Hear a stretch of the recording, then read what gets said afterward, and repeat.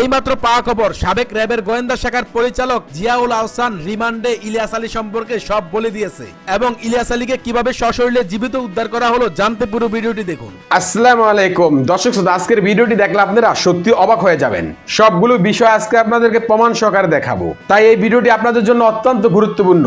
তো কথা আর বাড়াবো না, ভিডিওতে চলে যাব। তার আগে আপনাদের কাছে আমার ছোট্ট একটি রিকোয়েস্ট, আপনি যদি আমার চ্যানেলে নতুন দর্শক হয়ে থাকেন তাহলে অবশ্যই চ্যানেলটি সাবস্ক্রাইব করে পাশে থাকা বেল আইকনটি বাজিয়ে দিতে ভুলবেন না। আর যারা অলরেডি আমার চ্যানেলটি সাবস্ক্রাইব করেছেন তাদেরকে জানাই অসংখ্য ধন্যবাদ। তো দর্শক শ্রোতা, চলুন ভিডিওটি শুরু করা যাক। আজকে আপনাদেরকে পর্যায়ক্রমে দুটি ভিডিও ফুটেজ দেখাবো। চলুন শুরুতে একটি ভিডিও ফুটেজ দেখে আসি। নিজের খোঁড়া কবরে নিজেই পড়ে গিয়েছেন শেখ হাসিনা। একটা প্রবাদ আছে, নিশ্চয়ই আপনারা জানেন, অপরের জন্য গর্ত খুঁড়লে সেই গর্তে নিজেই পড়তে হয়। শেখ হাসিনা নিজের খোঁড়া গর্তে নিজেই পড়ে গিয়েছেন। আমি যখন এই আলোচনা করছি আপনারা অনেকেই জেনেছেন যে শেখ হাসিনার একটি অডিও রেকর্ড নিয়ে ফরেন্সিক গবেষণা করে প্রতিবেদন তৈরি করেছে বিবিসি। যেই বিবিসি শিরোনাম করেছে যে জুলাইয়ের যে হত্যাকাণ্ড, সেই হত্যাকাণ্ডের সরাসরি নির্দেশ দিয়েছিলেন শেখ হাসিনা। অডিওটা একবার শুনুন। সবাইকে বলা হচ্ছে যে যেখান থেকে টিকাটা পাবো ধরে ফেলবো। নাম্বার নির্দেশনা দেওয়া আছে, ওপেন নির্দেশনা দিয়ে দিতে এখন লেখা লিখবেন ব্যবহার করবে, যেখানে পাবে সেটা গুলি করবে।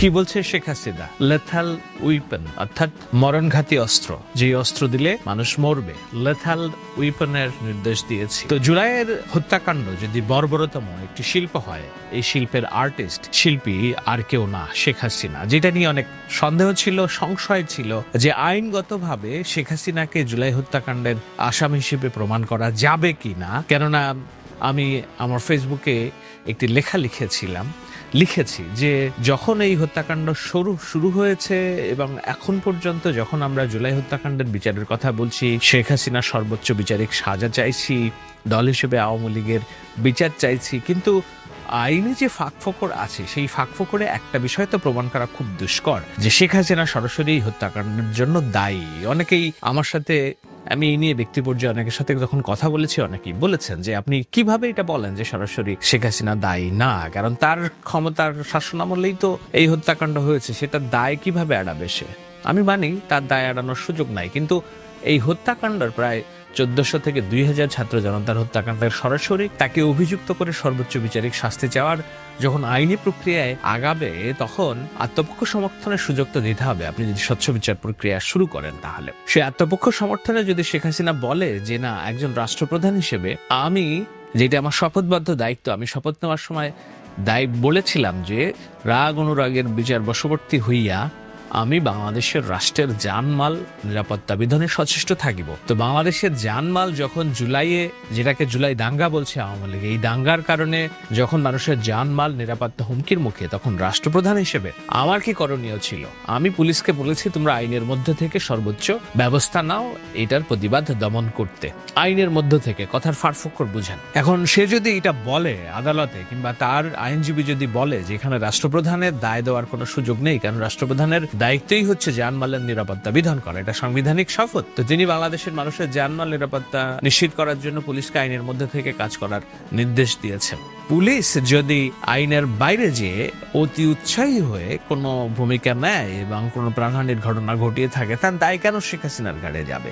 এটি হতে পারত আত্মপক্ষ সমর্থন এবং বলার সুযোগ থাকতো। এখন আর সেই সুযোগটা নেই, কেননা তিনি আইনের মধ্যে থেকে আর রাষ্ট্র পরিচালনার কিংবা বিদ্রোহ দমন করার কথা বলেন নাই। তিনি বলেছেন লেথাল উইপন ব্যবহার করার জন্য আমি নির্দেশ দিয়েছি, অর্থাৎ মরণঘাতী। তো মরণঘাতী অস্ত্র মানে মারাত্মক খুন করা যায়, এবং এর সাথে তো দল হিসেবে আওয়ামী লীগের যে বিচার, সেই বিচারের রেকর্ড তো রেকর্ডেড, কারণ দলের সাধারণ সম্পাদক ওবায়দুল কাদের ওই সময় বলেছেন শুট এট সাইটের নির্দেশনা দেওয়া হয়েছে 144 ধারা, এবং শুট এট সাইট দেখা মাত্র গুলির নির্দেশনা দেওয়া হয়েছে। শুনুন একবার ওবায়দুল কাদেরের বক্তব্য।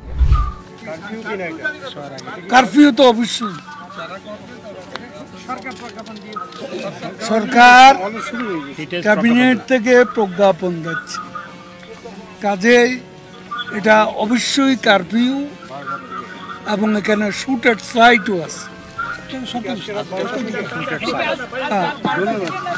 এটা রাজনৈতিক না, এটা সরকারি সিদ্ধান্ত। 12টা থেকে। তো আপনি যদি মিলান ঘটনাগুলো, একটা হলো শুটার সাইটের সিদ্ধান্ত 14 দলের সভা থেকে বেরিয়ে, আওয়ামী লীগের সভা থেকে বেরিয়ে গণমাধ্যমে বলছে ওবায়দুল কাদের শেখ হাসিনার অডিও যে ফরেন্সিক গবেষণা করে বলেছে বিবিসি যে সরাসরি শেখ হাসিনা লেথাল ওয়েপন ব্যবহার করার নির্দেশ দিয়েছেন, মিলে গেল। আর তৃতীয় বিষয় কি? তৃতীয় বিষয় হচ্ছে জুলাইয়ের হত্যাকাণ্ড, যেটা পুলিশ গুলি করেছে। গুলি করতে আমরা দেখছি সব ভিডিও অগণিত ফুটেজ আছে। আপনি যদি তিনটা মেলান, জুলাই হত্যাকাণ্ডের দায়ে শেখ হাসিনার সর্বোচ্চ সাজা, যেটা সর্বোচ্চ সাজা বলতে আমরা যেটা বুঝি সর্বোচ্চ সাজা, আমি বলছি না ফাঁসি, কেননা একবার যদি আমি ফাঁসি বলে ফেলি তাহলে সেটা চাপ তৈরি হয়। সর্বোচ্চ হত্যাকাণ্ডের গণহত্যার বিচার ফাঁসিই হবে, কিন্তু আমি বলতেছি না, আমি বলছি সর্বোচ্চ বিচার। সাবধান থাকতে চাই আমার শব্দ প্রণয়নে, কেননা 2013 সালে এরকম ফাঁসি করতে যেয়ে আমরা শেখ হাসিনার শাসন ব্যবস্থাকে মাফিয়াতন্ত্র হয়ে উঠতে দেখেছি, ফ্যাসিস্ট হয়ে উঠতে দেখেছি। আমরা চাই না ভবিষ্যতে বাংলাদেশে কেউ বিচারিক প্রক্রিয়ায় কেউ একেবারে চাপিয়ে দেওয়া ফাঁসির দাবি নিয়ে যেন ফাঁসি হইতে হবে, না হলে ন্যায় বিচার হবে না, এরকম জায়গায় আমরা রিজিড না থাকি। আমি বলছি সর্বোচ্চ বিচারিক সর্বোচ্চ সাজা, সেই জায়গায় শেখ হাসিনা যে সর্বোচ্চ সাজা পাবেন সেটার আর সবকিছু প্রমাণ এখন, দালিলিক প্রমাণ, কণ্ঠ রেকর্ড এবং দলের যেসব বক্তব্য সবকিছু এক জায়গায়। সুতরাং আমাদের আর দ্বিধা নেই যে শেখ হাসিনা সর্বোচ্চ শাস্তিটা পাবে এবং তিনি কবরে যাবেন। তো তিনি যদি কবরে যান তাহলে এই কবরটা খুঁড়েছিলেন কিভাবে, কবরটা খোঁড়া হলো কিভাবে, সেটাই আমি আলোচনার শুরুতে বলেছি যে শেখ হাসিনা নিজের খোঁড়া কবরে নিজেই যাচ্ছেন। যেই কবরটা তিনি খুঁড়েছিলেন অন্যকে ঘায়েল করার জন্য। কি সেটি হলো আরাফাতুল ইসলাম, ডয়েচে ওয়েলের সাংবাদিক, তিনি একটি স্ট্যাটাস দিয়েছেন যে NTMC, national telecommunication regulatory council, আমি অ্যাব্রিভিয়েশনটা এই মুহূর্তে মনে করতে পারছি না, এইটার কাজ ডিজিএফআই এর একটি সেল। এইটির কাজ ছিল কি? মানুষের কল রেকর্ড করা, কথোপকথন রেকর্ড করা, যেটা গণতন্ত্র পরিপন্থী, মানবাধিকার পরিপন্থী। আমরা বহুতবার বলার চেষ্টা করেছি যে এইভাবে কথোপকথন রেকর্ড করা রাষ্ট্রীয় গোয়েন্দা বাহিনী করতে পারে না। এমটিএমসি পরিচালিত হতো জিয়াউল হক জিয়া, দুর্ধর্ষ হত্যাকারী, তাকে আপনার নিশ্চয়ই এখন কারাগারে আটক আছেন তিনি। তো এই এনটিএমসি কে সক্রিয় করেছিলেন শেখ হাসিনা কিভাবে? ইসরায়েল থেকে এই যে ফোনে আড়ি পাতার যেসব সরঞ্জামাদি কিনেছিলেন, আমরা এর আগ দিয়ে বহুত পত্রপত্রিকায় রিপোর্ট দেখেছি যে মুখে মুখে ইসরায়েলের বিরোধিতা করলো শেখ হাসিনা ইসরায়েল থেকে এই অতি স্পর্শকাতর টেকনোলজি বাংলাদেশে আমদানি করেছেন। কি মানুষের ফোনে আড়ি পাততে হবে? কেন আড়ি পাততে হবে? তারা যে সরকার বিরোধী যেসব আন্দোলন করছে সেগুলোর ঘটনা প্রসঙ্গ যেন জেনে যায়, সেজন্য একটা সময় বাংলাদেশে খুব আতঙ্ক ছিল ফোনে কথা বলা, কেননা দেখাচ্ছে যেই ফোনে কথা বলছে তার ফোন কল রেকর্ড গোয়েন্দাদের কাছ থেকে চলে যাচ্ছে। এটা হলো কবর খোঁড়ার যে কাজটা শেখ হাসিনা করেছিলেন। তো এখন শেখ হাসিনা যে ফোনে নির্দেশ দিচ্ছেন লেথাল ওয়েপন ব্যবহার করো, এটা তো মারাত্মক একটা নির্দেশ, ইটস এ ক্লাসিক কড, এবং এই একটা শব্দই শেখ হাসিনার সর্বোচ্চ বিচারিক সাজা নিশ্চিত করার জন্য যথেষ্ট। সেটা রেকর্ডেড হলো কিভাবে? এমটিএমসিতেই রেকর্ড হয়েছে। শেখ হাসিনা বিরোধী দল মত এদেরকে তাদের কথা রেকর্ড করার জন্য যে যন্ত্রাদি আমদানি করেছিলেন, সেই যন্ত্রাদি এবং সেই বাহিনী শেখ হাসিনার কল রেকর্ড করেছে। জিয়াউল হক জিয়ারাই শেখ হাসিনার কল রেকর্ড করেছে। আরাফাতুল ইসলাম লিখছেন যে আমরা জেনেছিলাম শেখ হাসিনার কল রেকর্ড হয়, কিন্তু সেটা একদিন ফাঁস হবে যদি জেনারেল জিয়া কোনোদিন বিপদে পড়েন। জেনারেল জিয়া বিপদে পড়েছেন, তিনি আটক বাংলাদেশের আইন শৃঙ্খলা বাহিনীর হাতে জুলাই হত্যাকাণ্ডের বিচারের মদতদাতার অভিযোগে। ডিজিএফআই যেসব হত্যাকাণ্ড ঘটিয়েছে, খুন গুমের সাথে জড়িত আয়নাঘরের যে অপরাধ, সেটা তদন্তের জন্য জিয়াউল হক জিয়া তিনি আটক আছেন। তিনি এই স্বীকারোক্তি দিয়েছেন।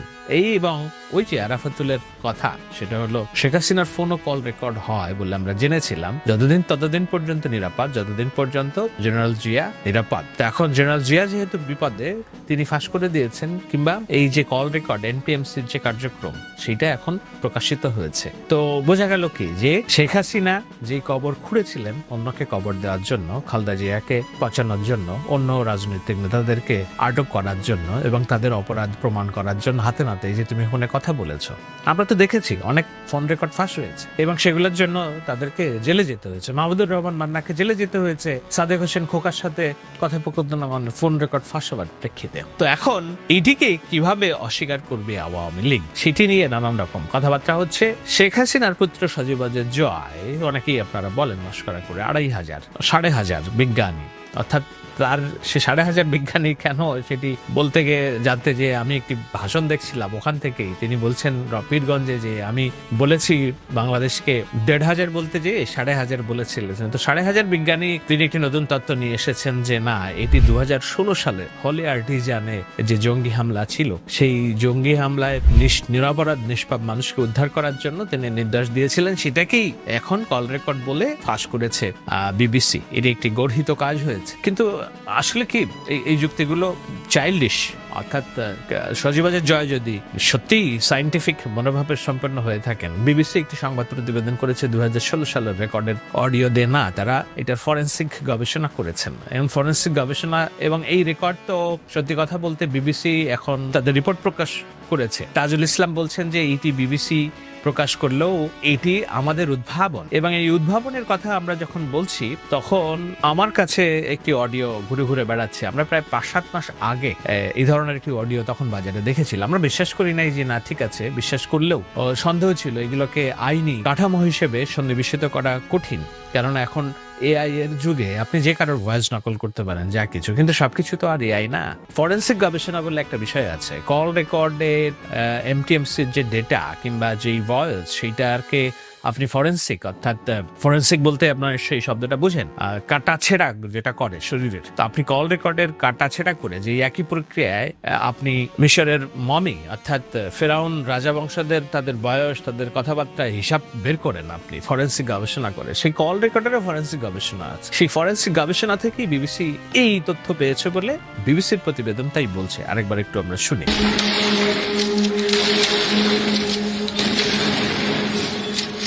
And that evening, Prime Minister Sheikh Hasina addresses the nation.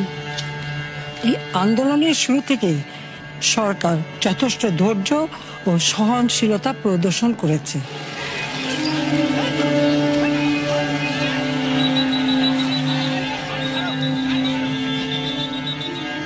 বরং আন্দোলনকারীদের নিরাপত্তা নিশ্চিত করার ক্ষেত্রে পুলিশ সহযোগিতা করে।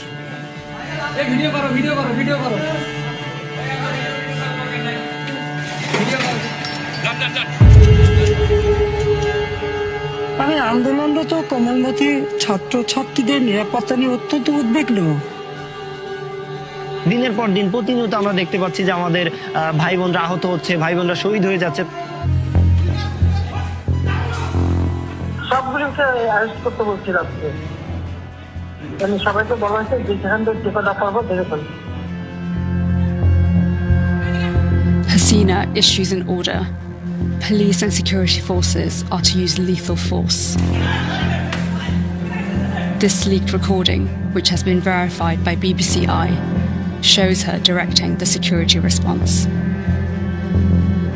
আমার নির্দেশনা দেওয়া আছে, ওপেন নির্দেশনা দিয়ে দিচ্ছে। এখন লেটার লিখবেন, ব্যবহার করবে, যেখানে পারে সেটা গুলি করবে।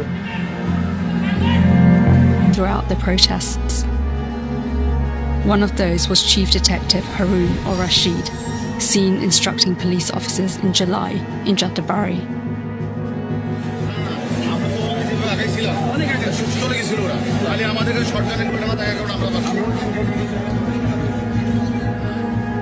The head of the police force in Dhaka, Habib ur-Rahman, gave orders from a central command room.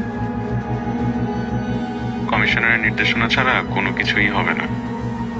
গুলির যে নির্দেশনা, এটা সামগ্রিক নির্দেশনা ছিল, যেটা কমিশনার বলে দিয়েছিল। যদি কেউ আমাদের আইন শৃঙ্খলা ভঙ্গজনিত কোনো ধরনের অপতৎপরতা চালাতে চান, সেটি যেই হোক, সেটি শক্ত হাতে মোকাবেলা করা হবে। The Home Minister, Azaruzzaman Khan, was in charge of the police. And at the top of this chain of command was Prime Minister Sheikh Hasina. আমার নির্দেশনা দেওয়া আছে, ওপেন নির্দেশনা দিয়ে দিচ্ছে। এখন লেটার লিখবেন, ব্যবহার করবে, যেখানে পারে সেটা গুলি করবে। এটি ফাঁস হওয়া একটি ফোন কল, যেখানে 2024 সালের আন্দোলনের সময় বিক্ষোভকারীদের ওপর প্রাণঘাতী অস্ত্র ব্যবহারের নির্দেশ দিচ্ছেন শেখ হাসিনা। বাংলাদেশের কর্তৃপক্ষ ও বিবিসির নিজস্ব বিশ্লেষণ এই রেকর্ডিংয়ের সত্যতা যাচাই করেছে। এই রেকর্ডিংয়ে কোনো ধরনের পরিবর্তন করা হয়নি। সুতরাং বোঝাই যাচ্ছে যে এই যে আওয়ামী লীগের দাবি ধোপে টিকবে না। এবং এখন শেখ হাসিনার সর্বোচ্চ বিচারিক সাজা দেখাটা শুধুমাত্র অপেক্ষা। কিন্তু তারপরেও আমাদের দাবি থাকবে আমরা যেন বিচারের নামে ফাঁসির জোয়ার না তুলি। বিচার কাজ বিচারাঙ্গন করবে। হত্যাকাণ্ডের যে অপরাধের বিচার গভীরতা, তার যে উচ্চতা, সেই উচ্চতার বিচারেই সাজা হবে এবং এখানে আদালত স্বচ্ছভাবে কাজ করবে, এটাই আমাদের প্রত্যাশা। এবং সেখানে যেই সাজা হোক সেটা মেনে নেওয়ার মানসিকতাও আমাদের থাকতে হবে। কিন্তু বিচার যে হবে এবং শেখ হাসিনা যে ফেঁসে যাবেন এটি অলরেডি প্রমাণিত যে তিনি ফেঁসে যাচ্ছেন। এখন দেখা যাক বিচারটা কিভাবে সামনে আসে, কেননা সে যদি নিজে না বলে আমি হত্যাকারী না, তাহলে তার বিরুদ্ধে হত্যাকাণ্ডের বিচার হওয়া কঠিন। কিন্তু আদালত প্রক্রিয়ায় কি সাক্ষী, প্রমাণ এবং ঘটনার পরম্পরা উপস্থাপন করা হয়, সেটার প্রেক্ষিতেই বিচারক সিদ্ধান্ত নেন যে কে দোষী। দলীয়ভাবে বলছে শুটার সাইড, শেখ হাসিনা বলছে লেথাল উইপেন ব্যবহার এবং মাঠে হত্যাকাণ্ড সংঘটিত হয়েছে, জুলাই বর্বরতম হত্যাকাণ্ড। এই তিনটি বিষয় আপনি এক জায়গায় করলেই তখন আর দাঁড় আনার কোনো সুযোগ থাকবে না বলেই আমার দৃঢ় বিশ্বাস। দেখা যাক বিচার কোথায় যেয়ে থাকে। আশা করছি আপনারা পুরো ভিডিওটি মনোযোগ সহকারে দেখেছেন এবং এখানে কি বলা হয়েছে তাও বুঝতে পেরেছেন। এই বিষয়ে নিয়ে যদি আপনাদের কোনো মতামত থাকে তাহলে অবশ্যই তা কমেন্ট করে জানাতে পারেন। এখন চলুন আমরা আরো একটি ভিডিও দেখে আসি। বেঁচে আছেন সিলেটের আলোচিত বিএনপি নেতা ইলিয়াস আলী। বিস্ময়কর শোনালেও এমনটাই দাবি করেছেন বিএনপির প্রভাবশালী নেতা ও তারেক রহমানের ডান হাত হিসাবে খ্যাত এম এ মালেক। তার দাবির পর সিলেট তো বটেই, পুরো বাংলাদেশের রাজনীতিতেই শোরগোল পড়ে গেছে। যে ইলিয়াস আলীকে মৃত্যু বলে ধরে নিয়েছে তার নিজেরই পরিবার। তাকে যখন জীবিত দাবি করা হয় তখন সেটা নিয়ে শোরগোল হওয়াটা অস্বাভাবিক কিছু নয়। কিন্তু প্রশ্ন হচ্ছে, সত্যি যদি ইলিয়াস আলী বেঁচে থাকেন তাহলে তিনি বর্তমানে কোথায় আছেন? কিভাবেই বা খোঁজ মিলল ইলিয়াস আলীর? যদি বেঁচে থাকেন বিএনপির এই নেতা তাহলে কবে ফিরবেন স্বাভাবিক জীবনে? কবে বা তাকে ফিরে পাবে তার পরিবার? এরকম হাজারো প্রশ্ন ঘুরছে সোশ্যাল মিডিয়া নিউজ ফিডে। সব প্রশ্নের উত্তরও অবশ্য দিতে পারেননি ইলিয়াস আলীকে জীবিত দাবি করা এম এ মালিক। তবে তিনি জানিয়েছেন ইলিয়াস আলীকে হাসিনা সরকার গুম করেছে, এরপর তাকে ভারতের কারাগারে বন্দী করে রাখা হয়েছে। বাংলাদেশে আটক বা গুমের পর তাদের ভারতে পাঠিয়ে দেওয়া বা খুঁজে পাওয়ার ঘটনা নতুন কিছু নয়। বিএনপির আরেক আলোচিত ও সমালোচিত নেতা সালাউদ্দিন আহমেদকে ভারতেই খুঁজে পাওয়া গিয়েছিল। কিন্তু প্রশ্ন হচ্ছে, সত্যি কি ইলিয়াস আলী ভারতের কারাগারে বন্দী আছেন? এম এ মালিক দাবি করলেও এখন পর্যন্ত এ দাবির বাস্তবতা নেই। কারণ তিনি বলেন ইলিয়াস আলী সরকারের কাছে আতঙ্ক হিসেবে বিবেচিত ছিলেন এবং সম্ভবত তাকে ভারতের কোনো কারাগারে রাখা হয়েছে। অর্থাৎ তার বক্তব্য থেকে পরিষ্কার তার এই দাবি ধারণা নির্ভর। এ ব্যাপারে এম এ মালিক বা বিএনপির কাছে সুনির্দিষ্ট কোনো প্রমাণ নেই। এম এ মালিক হঠাৎ কোন প্রেক্ষাপটে আর কেনই বা ইলিয়াস আলীকে জীবিত ও তার ভারতের কারাগারে বন্দী থাকার দাবি করলেন? কোনো তথ্য প্রমাণ ছাড়াই তিনি কিভাবে এত বড় একটা ইস্যুকে সামনে নিয়ে এলেন? জানা গেছে বিএনপির ভারপ্রাপ্ত চেয়ারম্যান তারেক রহমানের ডান হাত এম এ মালিক যুক্তরাজ্য বিএনপির সভাপতিও। তিনি আগামী নির্বাচনে সংসদ সদস্য হতে চাইছেন। তারই অংশ হিসেবে বিভিন্ন সভা ও সমাবেশে অংশ নিচ্ছেন। সেখানে এক বক্তব্যে এম এ মালিক দাবি করে বসেন ইলিয়াস আলী ভারতে বন্দী আছেন। তার বিশ্বাস একদিন ইলিয়াস আলী জনতার মাঝে ফিরে আসবেন। এই বক্তব্য নিয়ে সিলেটের স্থানীয় বিএনপি নেতাকর্মীদের মাঝে মিশ্র প্রতিক্রিয়া দেখা দিয়েছে। কেউ কেউ আশায় বুক বাঁধছেন যে তাদের প্রাণপ্রিয় নেতা ইলিয়াস আলীকে আবার ফিরে পাবেন তারা। তবে অনেকে মনে করছেন এমপি পদপ্রার্থী হতে চাওয়া এম এ মালিক স্রেফ রাজনৈতিক বক্তব্য দিয়েছেন। ইলিয়াস আলীর সমর্থকদের সমর্থন পেতেই এই ইস্যুকে মাঠে ছেড়েছেন তিনি। বিএনপির কেন্দ্রীয় সাংগঠনিক সম্পাদক ও সাবেক সংসদ সদস্য এম ইলিয়াস আলী 2012 সালের 17 এপ্রিল ঢাকার বনানী থেকে নিখোঁজ হন। তার জীবিত থাকা নিয়ে এম এ মালিকের যে দাবি, সেটার বাস্তবে কোনো ভিত্তি আছে নাকি মৃত্যু ইলিয়াস আলীকে নিয়ে তিনি রাজনীতি করছেন? কমেন্ট বক্সে জানিয়ে দিন মন্তব্য। ধন্যবাদ। প্রধানমন্ত্রী ভারত সফরে গিয়েছিলেন ওনার পরিবার পরিজন নিয়ে, এবং উনি এই সফরে ভারতের প্রধানমন্ত্রী ডক্টর মনমোহন সিংকেই সবচেয়ে বেশি আশ্বস্ত করেছেন।